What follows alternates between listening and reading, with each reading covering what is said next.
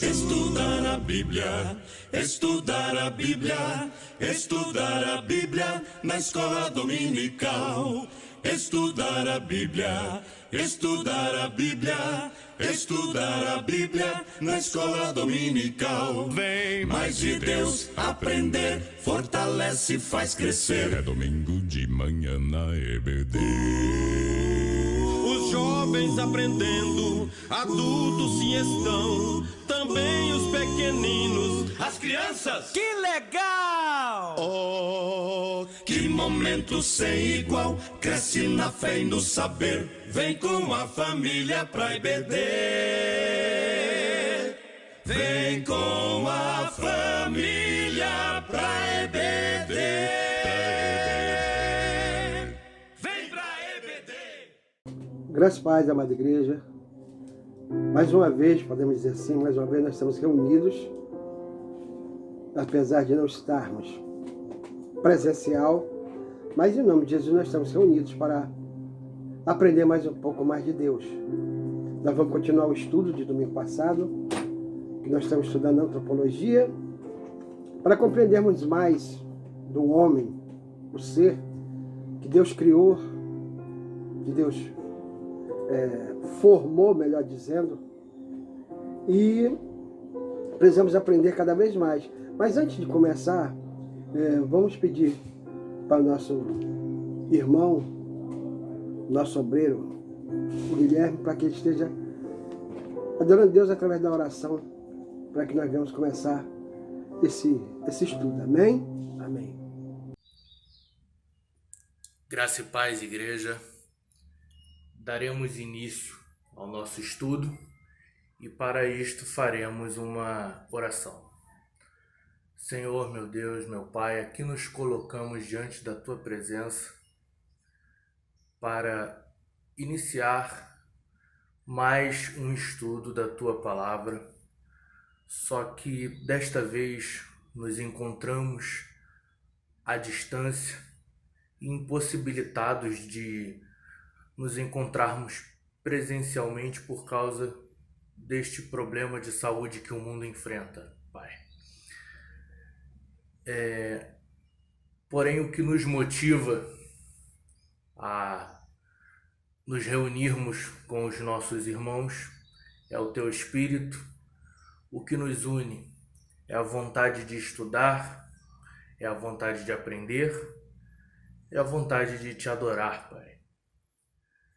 Venha estar conosco, venha abençoar e ungir a mente do pastor e de todos aqueles que vão ouvir, aprender e participar da Tua palavra, Pai. Venha confortar os corações daqueles que estão distantes e não podem se locomover. E venha trazer o conforto, o alento e sabedoria para todos nós nesse momento, Pai. É em nome de Jesus que eu te peço e te agradeço. Amém, Senhor. Neste momento, daremos início aos nossos estudos da Escola Bíblica Dominical. Amém? Pastor.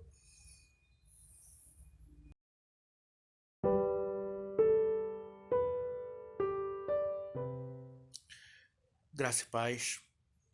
Pastor, eu tenho uma dúvida, e essa dúvida é sobre Gênesis 2:7, que fala mais ou menos assim: então Deus soprou o fôlego de vida no homem, e assim o homem passou a ser alma vivente.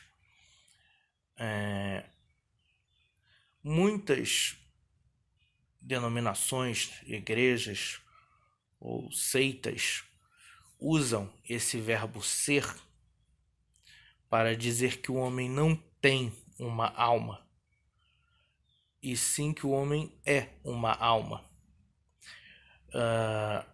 Assim, essas igrejas dizem que depois que o homem morre, ele deixa de ser alma, né?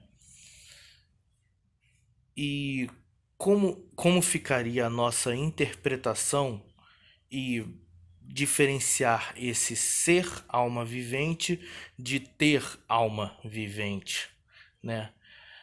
No caso, a alma animal, que a gente estudou um pouquinho lá no hebraico sobre o Nefesh Hayah, que é a alma animal, né? Se nós temos uma alma ou somos alma?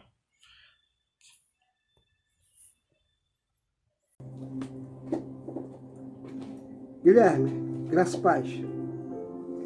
Você me perguntou, baseado no Gênesis 2, versículo 7, se o homem é alma ou se ele tem alma.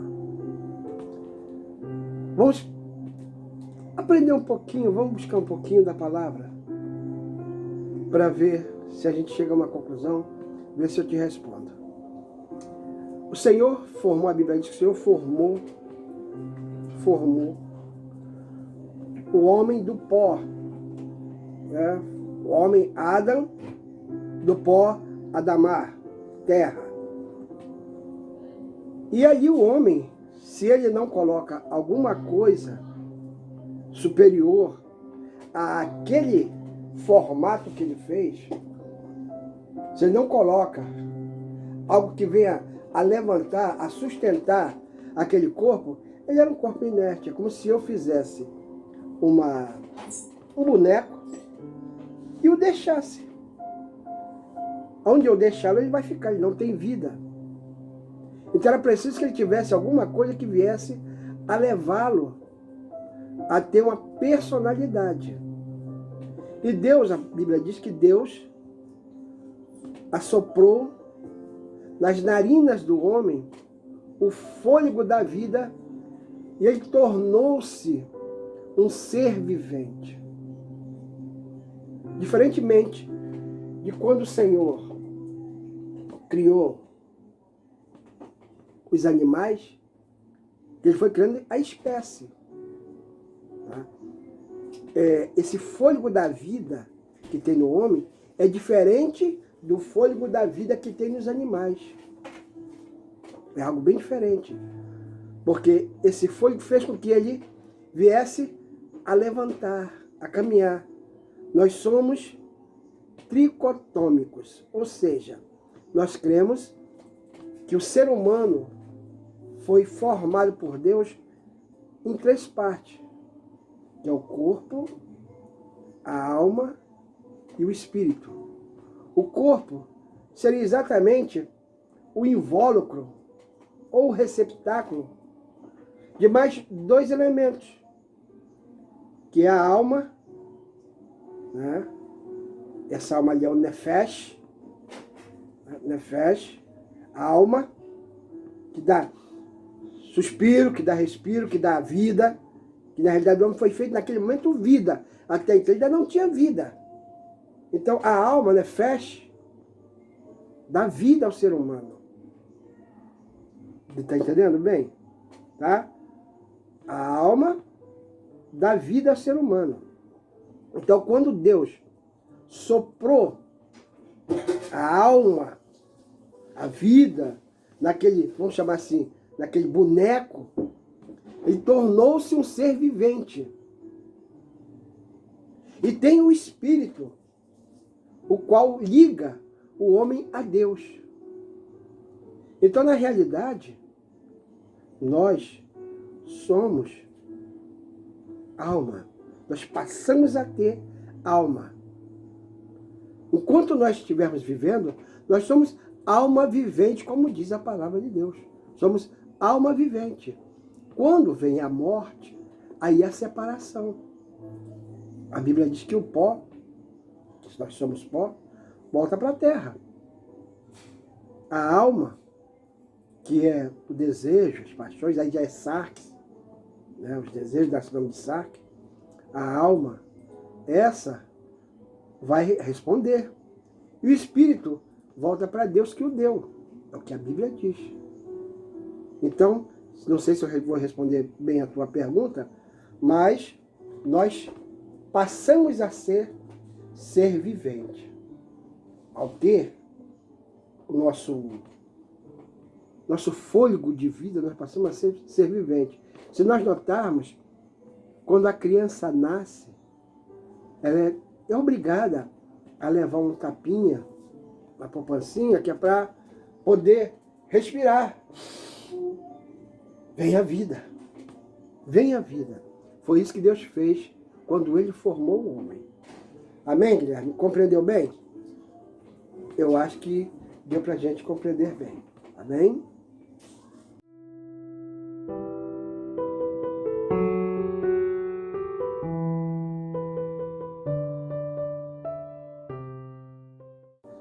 Bem, continuemos.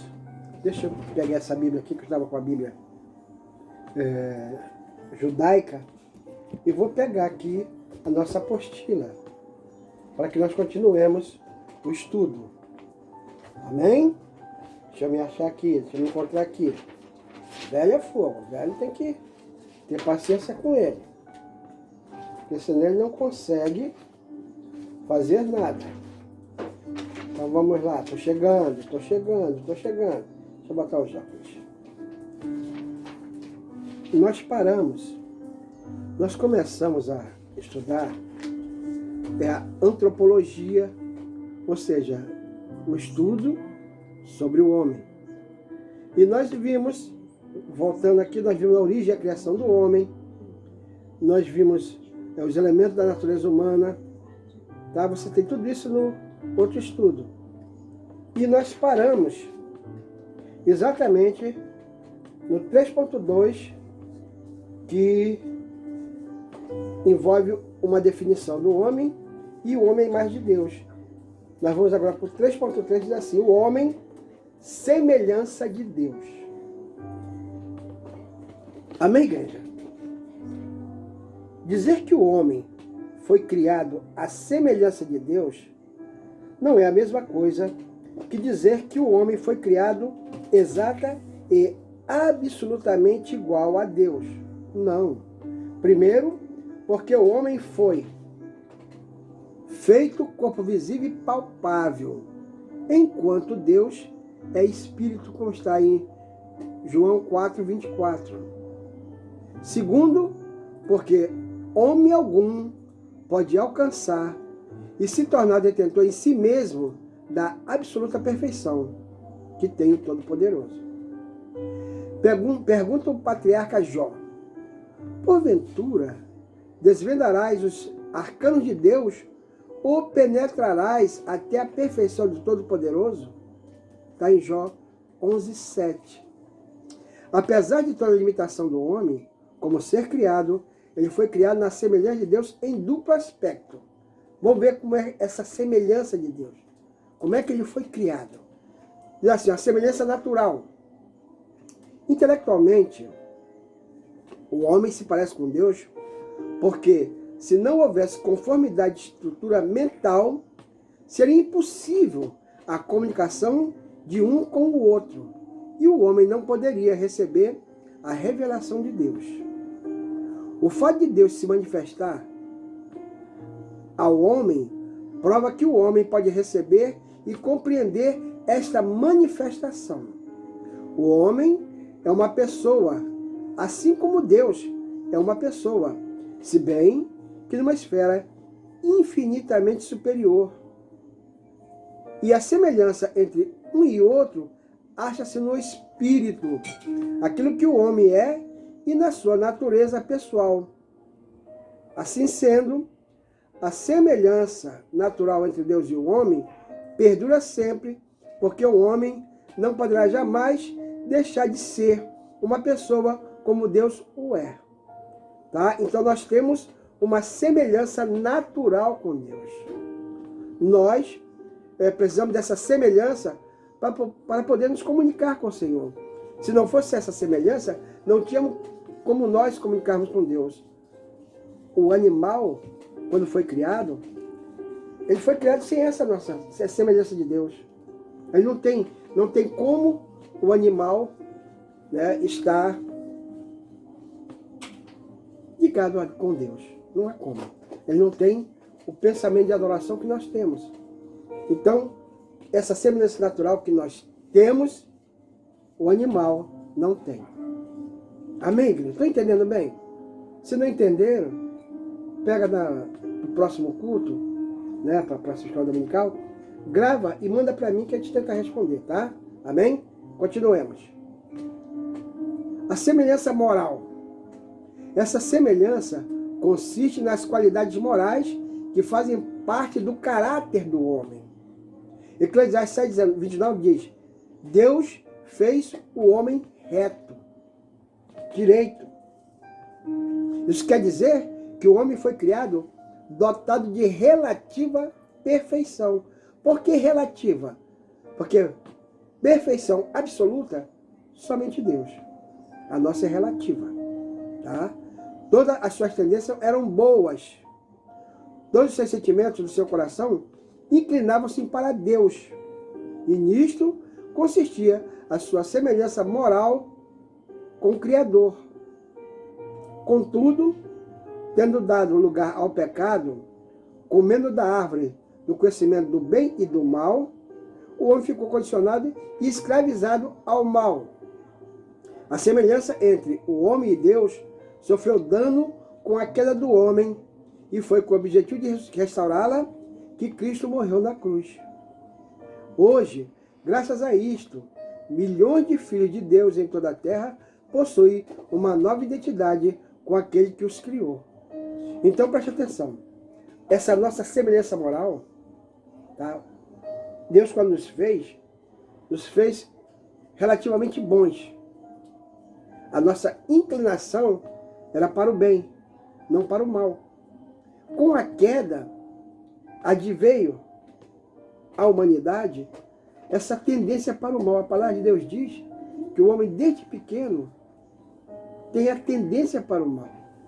Foi devido a essa queda. Mas na realidade, o homem é um ser moral como o Senhor. Daí essa semelhança moral com Deus. A semelhança entre o homem e Deus é também sugerida em outras passagens como: há uma semelhança triuna. O que é triuna? 3 partes. O homem sendo um ser tríplice e Deus sendo um ser triuno. Porque o homem é um ser tríplice, nós vimos agora.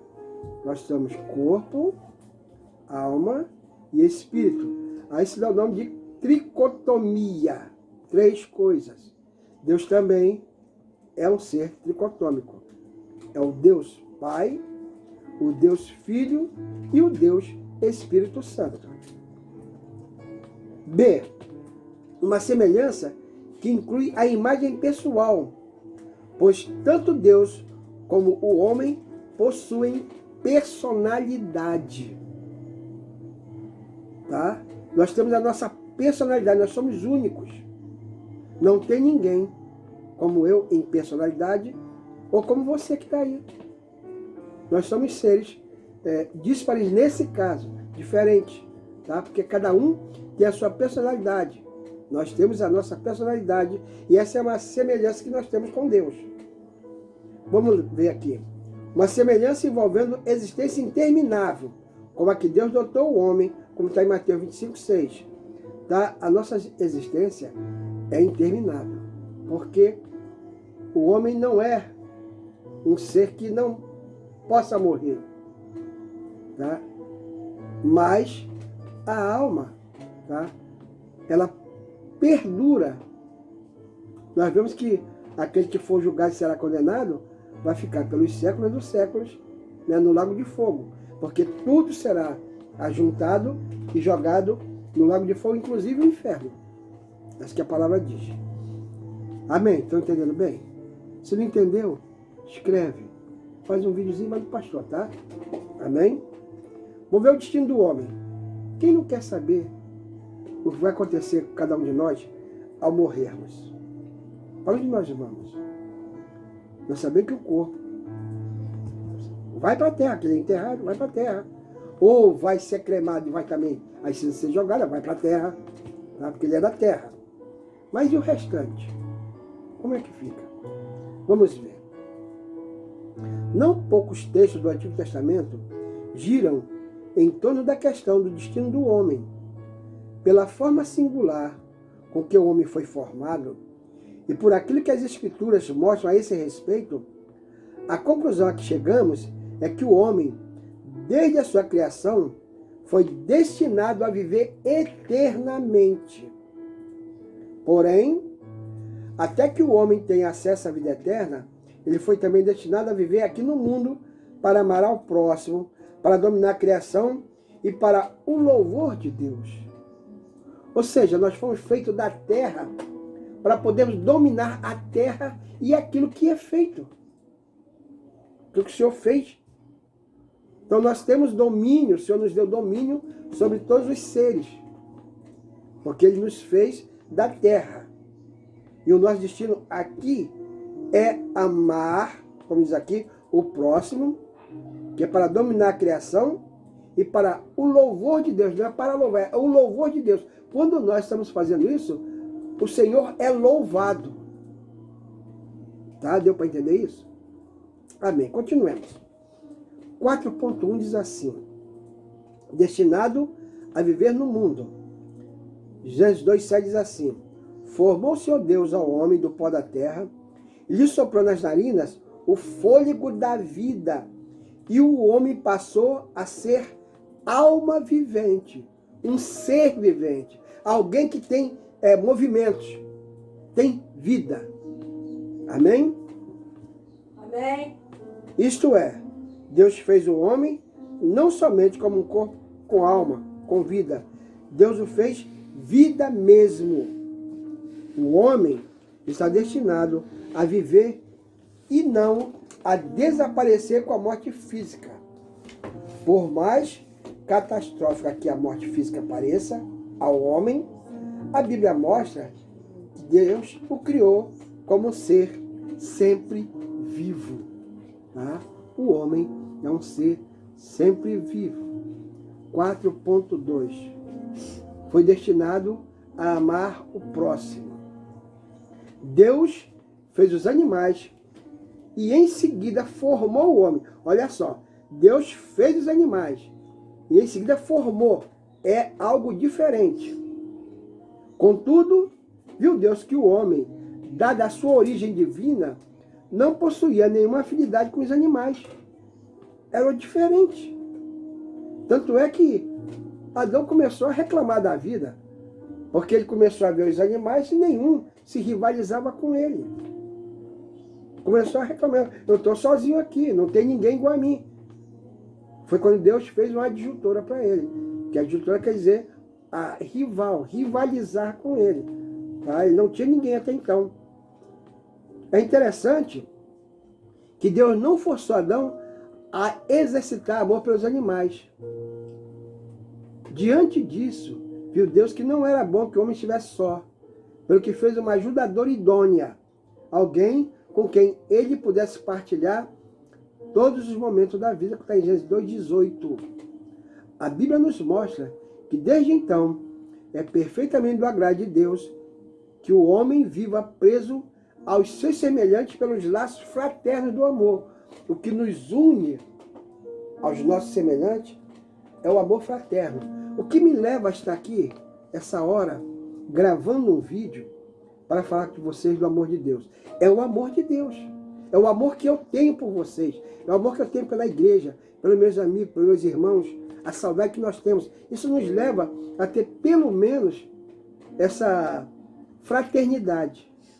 Que de outra maneira, inclusive, eu louvo ao Senhor. O Senhor disse que a ciência ia aumentar muito nos últimos tempos.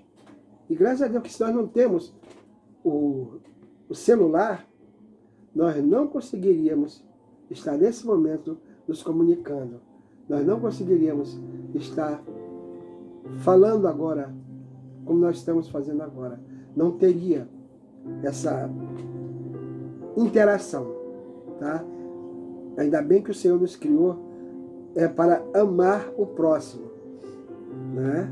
A ter aquela comunhão com o próximo. É isso que nos liga e nos leva a fazer as coisas para Deus com esse amor todo. Vamos lá. 4.3 destinado para dominar a criação. Ao formar o homem, Deus fê-lo partícipe do seu plano governativo do universo.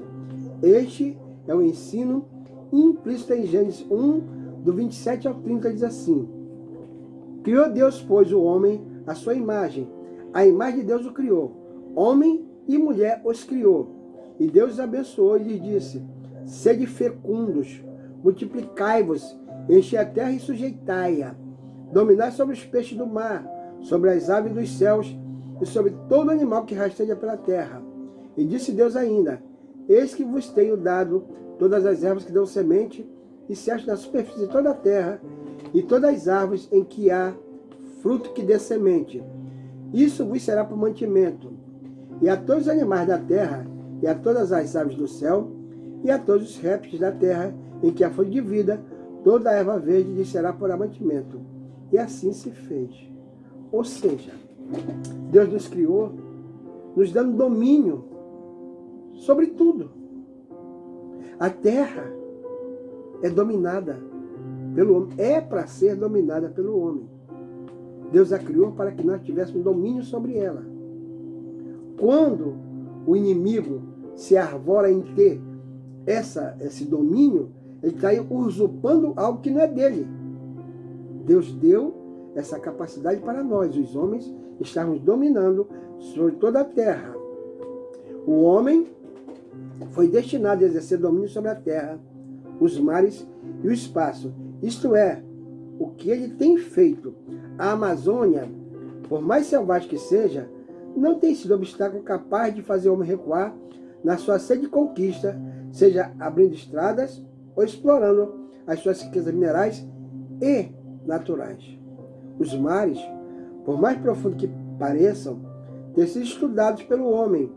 O espaço, na sua infinitude, tem sido a causa de arrojados estudos do homem e de grande conquista nesses últimos anos.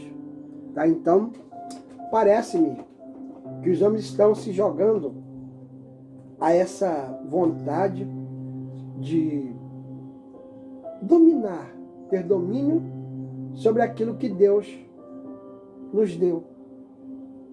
Nós não estamos deixando mais que algo sobrenatural venha dominar sobre a terra. Nós precisamos dominar a terra, porque isso foi que Deus nos deu. Amém? Amém, igreja? Amém. Não ouvi não. Amém? Amém. Isso. Você aí. Fala um amém. Dá um amém para mim. Vai. Isso. Não vai ser o nome do Senhor. Vamos lá. 4.4 diz assim. O salmista Davi, que no Salmo 8 mostra a superioridade do homem sobre seus criados, desculpem. Comecemos de novo. O salmista Davi, que no Salmo 8 mostra a superioridade do homem sobre os seres criados na terra, vai mais além para mostrar que o mesmo homem foi destinado por Deus para o seu louvor. Diz assim: contudo, pouco menor o fizeste do que os anjos, e de glória e de honra o coroaste.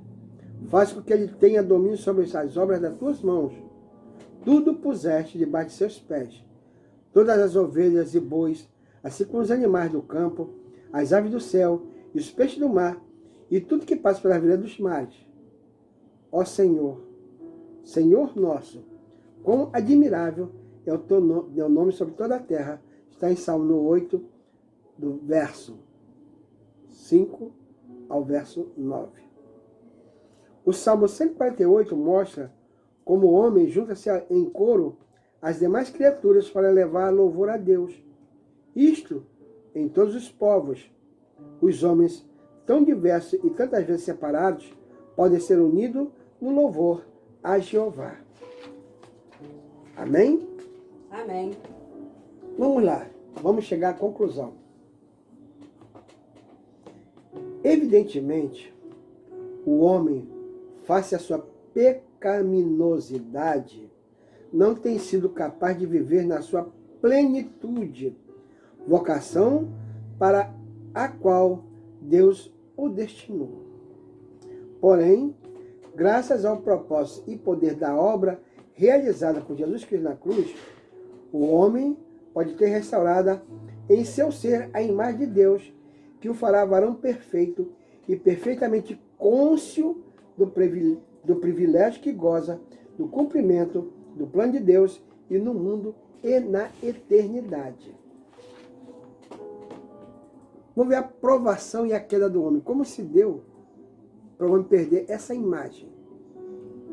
Nós diz assim, a liberdade, isso mesmo, a liberdade do homem inclui necessariamente o poder de escolher ou recusar o bem e o mal, tendo havido dúvidas quanto ter o homem escolhido o mal, sabendo que era mal. Mas não pode haver dúvida que o homem pudesse tornar o mal por bem. Ele não era infalível, portanto, estava sujeito ao pecado. Aprovação do homem. A provação, através da qual Deus provou os nossos primeiros pais, não tinha como propósito tentá-los e induzi-los inevitavelmente à queda. Ela tinha uma finalidade didática que era, em suma, visava conduzir o homem a uma maior perfeição, tornando apto para se tornar co-participante das relações de Deus na terra. Ou seja, quando veio aquela tentação para o homem, era uma forma didática que Deus estava usando, não para a queda, mas para que ele pudesse aprender.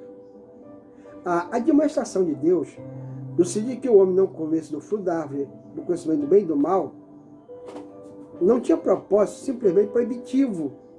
Visava, sobretudo, testar a capacidade de obediência do homem e promover o seu crescimento espiritual e moral. Ou seja, quando Deus ordenou que não fosse comida da árvore do conhecimento do bem e do mal, não era propriamente uma proibição, mas sim para que Deus, melhor, que o homem mostrasse obediência a Deus. A Bíblia diz que Deus ama mais a obediência do que o sacrificar. Então, na realidade, a queda do homem se deu por desobediência. E ainda hoje, muitas pessoas caem por desobediência. Quantas vezes no nosso coração nós temos ouvido Deus falar, não faz tal coisa, mas nós fazemos. E essa desobediência nos leva a pagar. Alguém me perguntou por que Deus permite que as coisas más aconteçam, porque Deus é muito mal. Como é que Deus permite que uma onda, né, de gripe como essa que nós estamos, venha sobre o homem? Isso é maldade de Deus. Não. Bote uma coisa na sua cabeça. Deus não pune ninguém.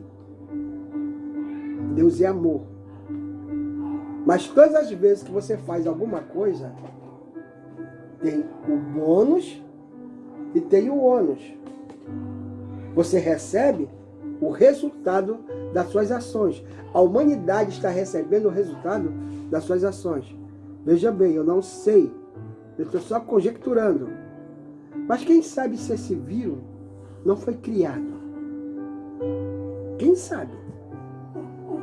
Provavelmente o homem o criou, como nós sabemos, tem muitas armas químicas para a guerra. Então, quando o homem cria algo de mal, porque como nós falamos, o homem é criado para o mal, ele vai criar e vai colher em si mesmo. Eu não estou dizendo que esse vírus foi criado. Tá? Não estou dizendo. Mas pode ter sido. E o homem está recebendo em si aquilo que ele plantou. Tudo que você plantar, você vai colher.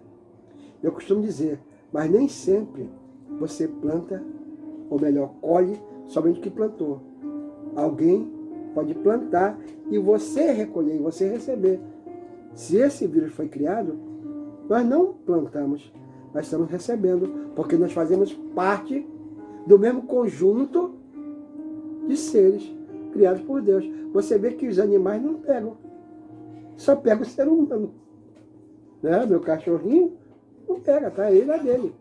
Então nós precisamos ter a nossa vida voltada para Deus. para que nós venhamos saber qual é o sentimento e a vontade de Deus. Amém? Vamos continuar. Nenhuma autoridade de bom senso estabelecia a lei, tendo em mente que elas seriam quebradas, mas sim obedecidas, contribuindo dessa forma para o progresso comum da sociedade que governa. Se os eletrodomésticos ou qualquer outro aparelho não chegam no mercado antes de serem rigorosamente testados por técnico competente, não poderia ser diferente com o homem, obra de Deus e coroa da criação. Tá? Então Deus formou o homem muito bem e disse, não prove daquilo que é proibido. E foi o homem lá e provou, recolheu. Nós temos em nós o pecado de Adão. Toda a humanidade tem. Amém, igreja? Amém. Compreenderam bem o que nós estamos conversando? Vamos lá, a queda do homem. Não obstante imperfeito, quando comparado com a absoluta perversão de Deus, o homem não estava predestinado à queda e à destruição. Ele caiu como resultado da escolha que fez ao desobedecer à orientação divina. A queda não era a única saída. Ele poderia ter obedecido a Deus e assim ser confirmado em obediência, mas não fez. De sorte que quando, de livre e espontânea vontade, comeu o fruto proibido, descobriu que Deus não é cúmplice do pecado do homem. Tá? Então você colhe no corpo o pecado. Quando você peca, você vai colher. Você faz uma coisa errada, você vai colher. Ah, Deus está me punindo. Não, Deus não está te punindo, jamais. Mas sim, Deus é justo. E não seria justo dele, da parte dele, que você fizesse algo errado e você não viesse receber essa punição. Aí não seria o juiz. Está me entendendo? Amém? Amém. Deus é mais ou menos como o ser humano faz com o filho. Quantas vezes o seu filho chega em casa, né, quem tem filhos maiores, diz, eu fui muito mal na prova. Alguns, mais extremos, pega ele e dá uma surra, que a Bíblia diz que, inclusive, se souber bater, não vai matar, não. Tá? Hoje é politicamente incorreto. Né? Mas no meu tempo a gente levava as palmadinhas, não tinha nenhum problema. Ninguém morreu por causa disso.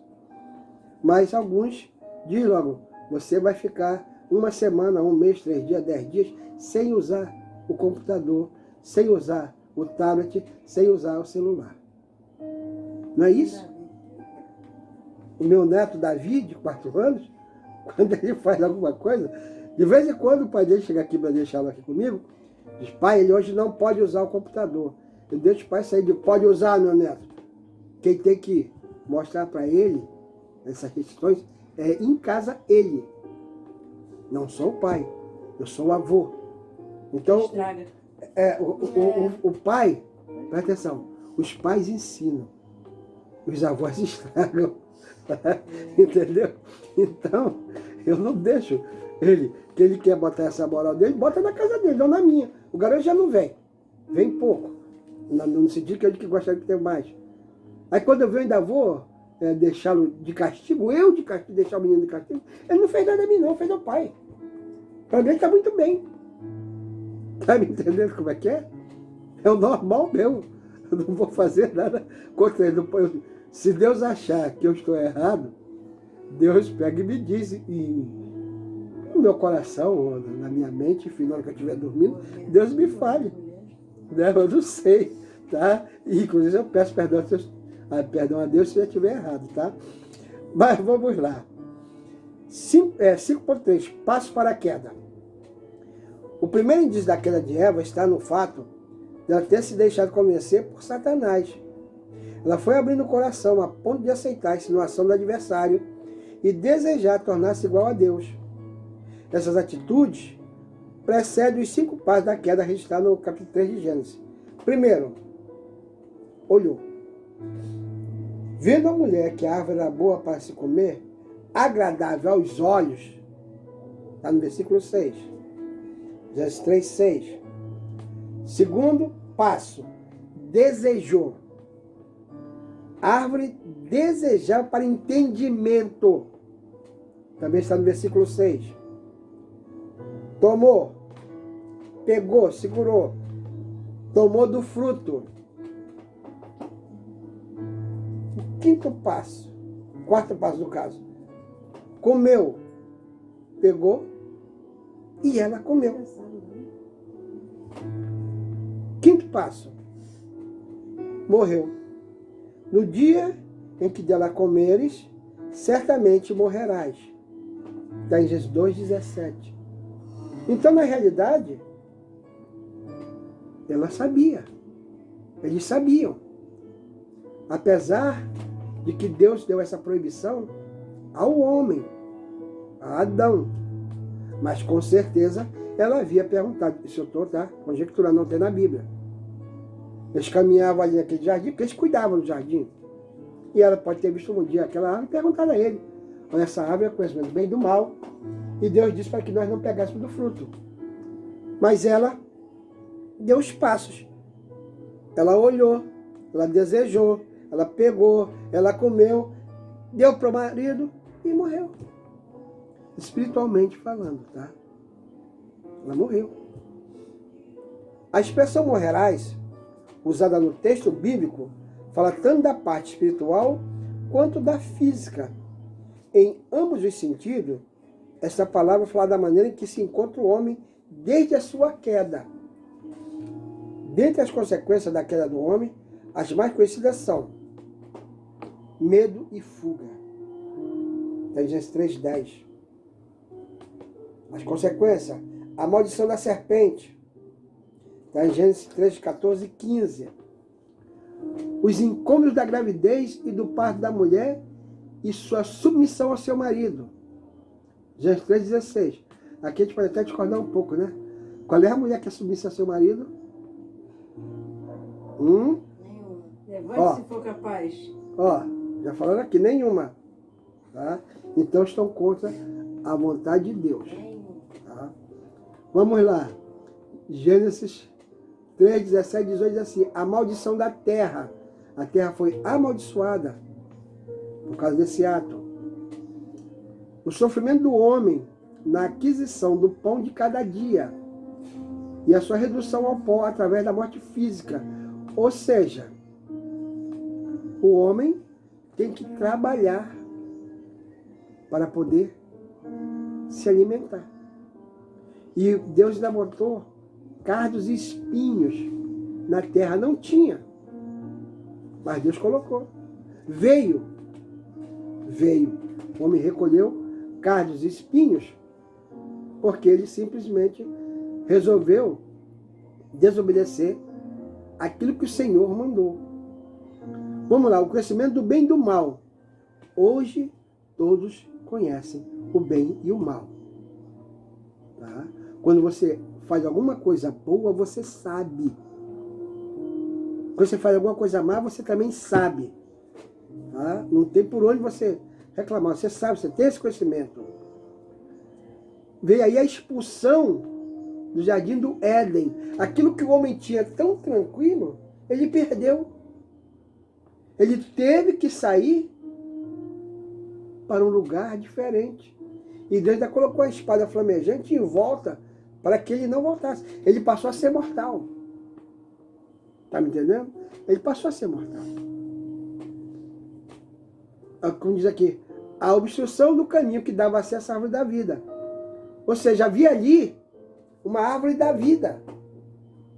E essa espada não deixava o homem entrar no jardim para comer da árvore da vida. Ele tornou-se um ser mortal. Veio também a morte espiritual, como diz Romanos 5,12. A morte espiritual. Houve também a perda da semelhança moral com Deus. Nós não temos mais, vamos dizer assim, aquela santidade que Deus colocou em nós. Essa semelhança moral, que quantas coisas imorais nós fazemos. Né? Tem uma música que diz que mas tudo que eu gosto é imoral, é ilegal ou engorda. Né? Incompatibilidade com a vontade de Deus. Ou seja, Deus quer uma coisa e eu quero outra. o meu livre-arbítrio permite que eu venha escolher longe da vontade de Deus. Então, a incompatibilidade hoje da nossa vontade com a vontade de Deus. Isso é consequência da queda. Escravidão ao pecado e ao diabo, que está em João 8, 34 ao 44. Tá? Hoje, se nós deixarmos, nós somos escravos do pecado. E nós precisamos lutar contra isso. Tá? Nós temos hoje a existência física reduzida. Está em Gênesis 6:3. Presta atenção. O homem que mais viveu foi Matusalém, viveu 969 anos. Depois veio diminuindo. Tem uma hora que o Senhor diz que é 120. E depois ele diz que o homem viveria até 70. E depois disso é enfado e canseira. A palavra diz. É enfado e canseira. Tá? Veio também a corrupção dos poderes do homem. Hoje você não pode fazer mais tudo. Aquilo que você podia, você não pode mais fazer. Tá? Há coisas que você não tem como fazer mais, porque você não tem mais aquela imagem e semelhança de Deus. E você hoje, por causa da queda, está sujeito às enfermidades. O teu corpo ficou corrupto.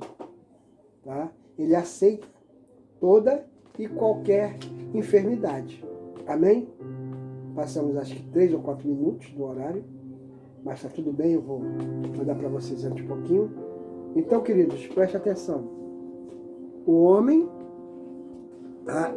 tem um pouco de culpa na queda, porque ele comeu o que não devia. Ele desobedeceu. O problema não está no comer, está no desobedecer. Então, leia a palavra do Senhor e aprenda o que é permitido e o que é proibido. Amém? Amém. Graças a Paz? Graças a Paz. Presta atenção.